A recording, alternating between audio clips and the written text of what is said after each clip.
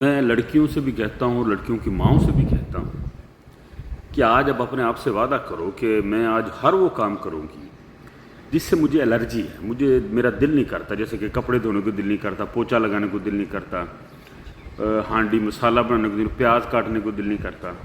آپ میں کہتا ہوں جوان لڑکی وہ بھی پوتری ہوئی ہوتی ہے کہ میں نہیں کرنا، مما آپ کر لو، مما تم کر لو۔ ان ممی ڈیڈی سے طبقہ ہے ہمارا، جب ہمارے گھر میں ہی ہماری بچیاں اس قسم کے کام نہیں کرتی، ٹھیک ہے نا۔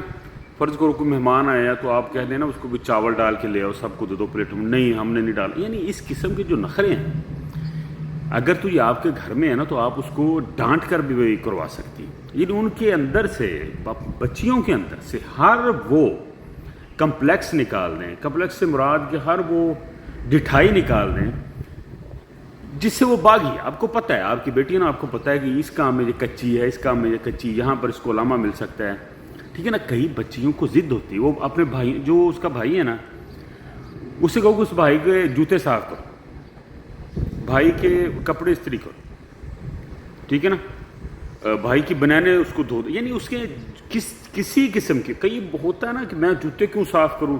فرض کرو وہ بیائی جاتی ہے تو شوہروں سے کہتا ہے میرے جوتے صاف کر کے لاؤ، تو اس کو تکلیف نہ ہو، یعنی کہ وہ یوز ٹو ہو ہر کام میں، کہ وہ جو بھی کام کرے گی نا وہ خوش دلی سے کرے گی۔ یکدم اس کا شوہر اس کو کہہ دے گا کہ میرے جوتے صاف کر کے لاؤ، میرے جوتے باہر رکھ دو، میرے کپڑے دھو دو، استری کر کے مجھے دے دو۔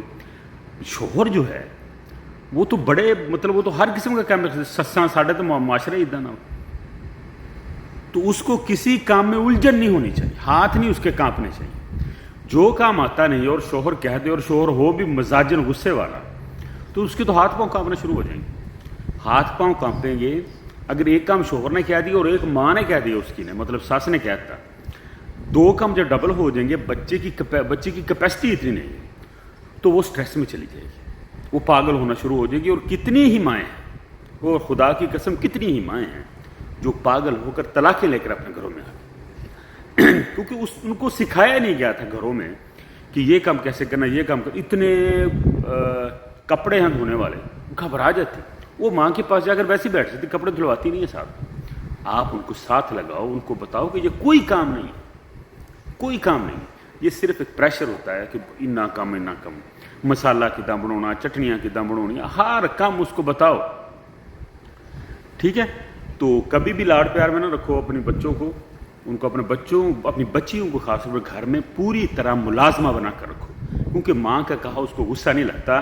جس دن ساس کہے گی یا شوہر کہے گا یا کوئی نڑانا کہن گیا، پھر اس کی آنکھوں سے اتنے موٹے آنسو گریں گے اور ہم سے دیکھے نہیں جائیں گے۔ تو اپنی بچی کو اپنے گھر میں شہزادی بنا کر رکھو اور ساتھ ملازمہ بھی بنا کر رکھو، کیونکہ دونوں صورتیں عورت کے لیے ضروری ہیں، گھر بسانے کے لیے ضروری ہے۔ خوبصورتیاں، یہ وہ لمبے بال، گورے گال، یہ کچھ کام نہیں آتے، ٹھیک ہے نا، کچھ کام نہیں آتا، یہ میٹھی زبانیں کچھ کام نہیں آتا۔